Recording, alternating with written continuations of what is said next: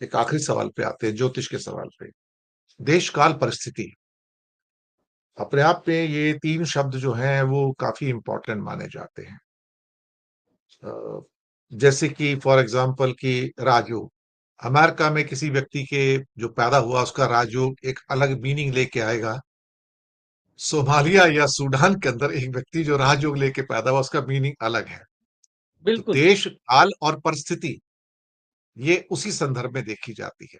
लेकिन मैं, ये बड़ा विषय है, आपका प्रिय विषय भी है ज्योतिष के अंदर। मैं आपकी इसके ऊपर विवेचना चाहूँगा। सर, देश काल पात्र पर मैं पिछले 15 साल से बोल रहा हूँ। फेसबुक पर, फिर अपने चैनल पर, फिर यहाँ भी। और मैं बड़ा आश्चर्य होता रहा कि ज्योतिषी ही आकर विरोध करते थे मेरा।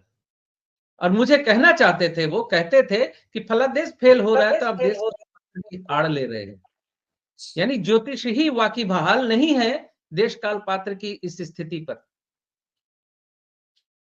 देश काल पात्र, बिल्कुल आपने बहुत जबरदस्त उदाहरण दिया कि एक ही समय पे जन्मे 2 व्यक्तियों की कुंडली, ग्रहों की एक स्थिति होते हुए और कुंडली में राजयोग होते हुए भी अमेरिका में जन्मे व्यक्ति का राजयोग अलग होगा और सोमालिया में जन्मे व्यक्ति का राजयोग अलग हो जाएगा। यही देश काल पात्र है। आज देश काल पात्र के साथ राजनीतिक चुनावी फलादेश को साथ जोड़ के मैं कहना चाहूंगा, चाइना में अगर चुनाव होंगे तो मैं क्या फलादेश दूंगा? आप क्या एक्सपेक्ट करते हैं? कुछ नहीं। रूस में नॉर्थ चुनाव कोरिया में होंगे। चुनाव होता है, तो वहाँ पर डब्बा रखा रहता है और हाँ, एक ही कैंडिडेट है, या तो यस कर दो लिख दो या नो कर दोगे, और नो कर दोगे तो जेल चले जाओगे, यस करोगे तो छूट के निकल जाओगे। ये भी चुनाव है। हाँ, हाँ। तो वहां क्या फलादेश करेगा? यही देश काल पात्र है। लोगों को समझना होगा इस चीज को। मजाक उड़ाने से कुछ नहीं चलता है। लेकिन देश काल पात्र का लोग मजाक उड़ाते हैं, वो भी खास करके ज्योतिष का मजाक उड़ाने के लिए। अक्सर कई लोग पूछते हैं, किसी का मान लीजिए एक्सीडेंट हो गया, तो ये उसकी कुंडली में था, आपने बताया नहीं। मैं कहा देखिए, एक जवान जहान लड़के का एक्सीडेंट हो सकता है, ये बात उसके माता पिता को बोलना भी असंभव जैसी होती है।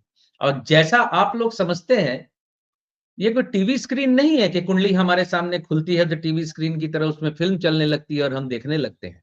ऐसा नहीं होता है। और बहुत सी बातें कथनीय नहीं होती।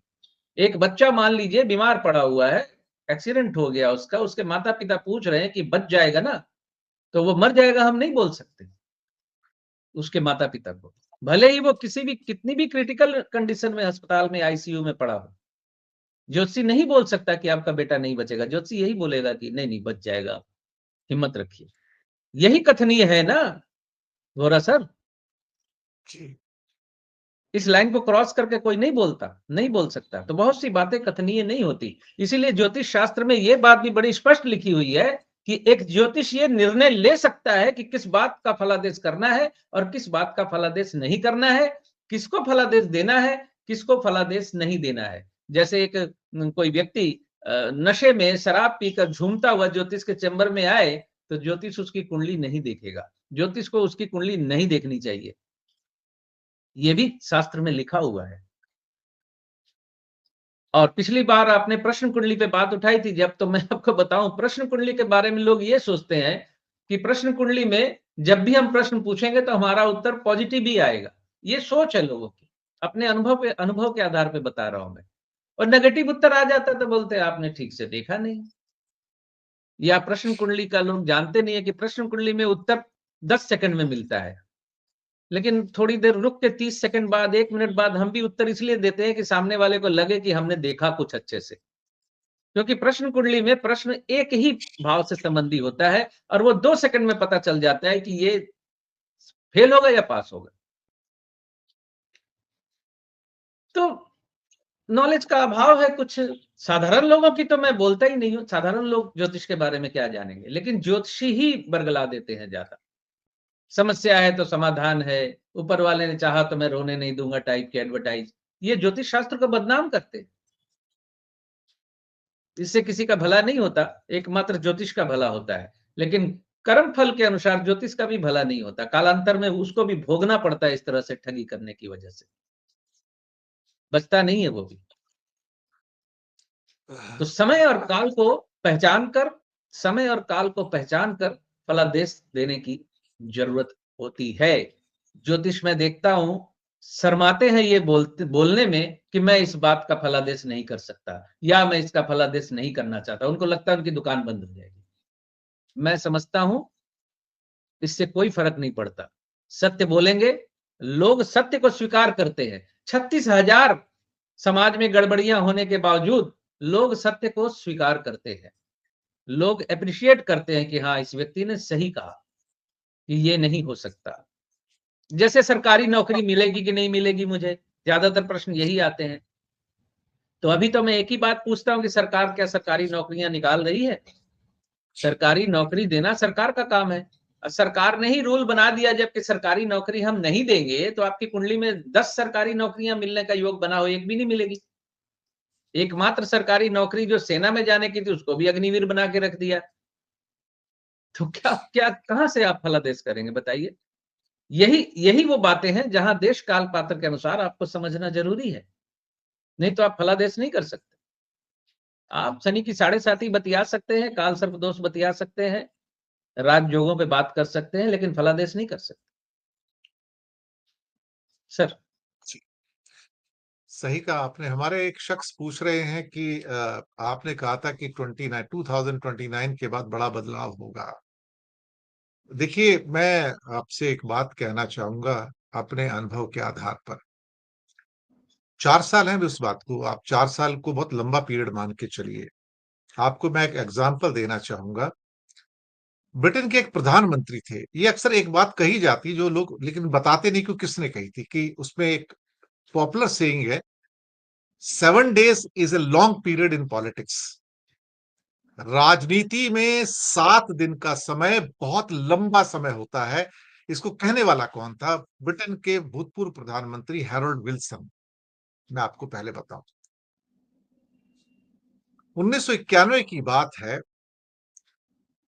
लोकसभा के चुनाव, आधे चुनाव हो गए और कांग्रेस बुरी तरह से हार रही थी। पीवी नरसिम्हा राव ने चुनाव न लड़ने का फैसला किया था और वो रिटायर होकर अपने घर आंध्र प्रदेश चले गए थे।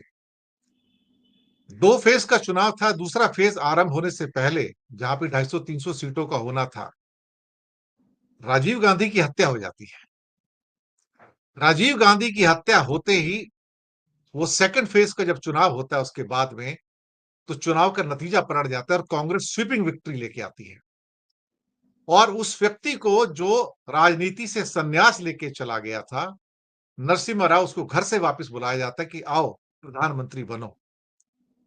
ये जो देश काल परिस्थिति है, ये कभी कभी वो जो 7 days is a long period, ये यहां पर साबित होता है। और भारत के कई ऐतिहासिक जो हिस्से रहे हैं, पीरियड रहे हैं, वहां पर ये बात सत्य साबित हुई है। दुनिया में सत्य साबित हुई है कि 7 दिन बहुत बड़ा पीरियड है, कि कैसे तुम जीतते जीतते हार जाते हो। कैसे जीतते जीतते कमला हैरिस आखिर में हार गई। आपने कभी सोचा इस बारे में?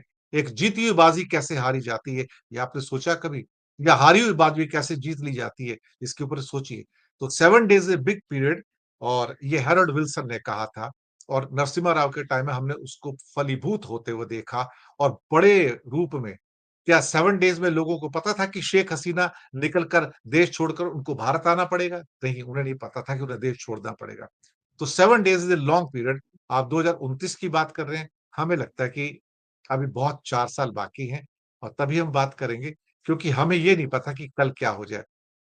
कल कोई एक बड़ा नेता भारत से चला जाए, ऊपर भगवान को प्यारा हो जाए, पूरी इक्वेशंस चेंज हो जाती हैं, राजनीति बदल जाती है, समीकरण बदल जाते हैं, चीजें बदल जाती हैं, और अनएक्सपेक्टेड हमारे सामने आकर खड़ा हो जाता है। हमारे सामने कोरोना भी तो अनएक्सपेक्टेड आके खड़ा हो गया था। हमने विचार किया था कि ये इतनी बड़ी विभीषिका होगी, क्या हम तैयार थे उसके लिए? तो इसलिए आप इस बात पे यकीन रखिए कि आने वाला समय अनप्रेडिक्टेबल है, इतनी जल्दी उस पर कहा नहीं जा सकता है। अगर सिद्धांत जी ने कहा कि 2029 में कुछ बड़े चेंजेस होंगे, तो जरूर हो सकते हैं, इसमें कोई शक वाली बात नहीं है। पर कहीं ना कहीं ये कहना कि ये नहीं हो सकता और इनके रहते ये होगा, वो ऐसी बात नहीं है। चीजें देश-काल परिस्थिति के हिसाब से बदलती हैं। लोगों के इंडिविजुअल भाग्य एक ओवरऑल भाग्य के अंदर बदल जाते हैं। सबकी मौत तो एक साथ नहीं लिखी होती, लेकिन विमान में बैठे 200 आदमी तो इकट्ठे मर जाते हैं। अगर उनके इंडिविजुअल आप चार्ट्स देखोगे तो सबकी मौत उस समय नहीं लिखी है, लेकिन मरते सब एक साथ में हैं। यही देश काल परिस्थिति है, तो हमें उसको ख़्याल में रखना होगा। ये मैं अपने अनुभव से जो मैंने थोड़ा-सा जोड़ा साथ में। तो इसी के साथ मैं आपसे आज्ञा भी लूँगा और शुक्रिया अदा करूँगा कि हमने बड़े ऑब्जेक्टिव मैनर के अंदर में चीज़ों को लिया है। मैं आपका शुक्रिया भी आपका करूँगा और आप आते हैं, आलोचना करते हैं, आलोचना ज़िंदगी का हिस्सा है, ज़रूर कीजिएगा। अच्छे ढंग से आलोचना कीजिएगा, कोई दिक्कत नहीं है। गाली-गलौज मत कीजिएगा, अनपार्लियामेंट्री वर्ड्स का उपयोग मत कीजिएगा, अपमानजनक भाषा का उपयोग मत कीजिएगा। बाकी आलोचना जितनी मर्ज़ी कीजिए, आपका स्वागत है। तो आपका भी बहुत-बहुत धन्यवाद दर्शक मित्रों और साथ में सिद्धांत जी आपका भी बहुत-बहुत धन्यवाद। आप आए और बड़े ऑब्जेक्टिव तरीके से आज आपने चीज़ों को बताया है। बहुत-बहुत शुक्रिया आपका। Thank you sir. Thank you. नमस्कार।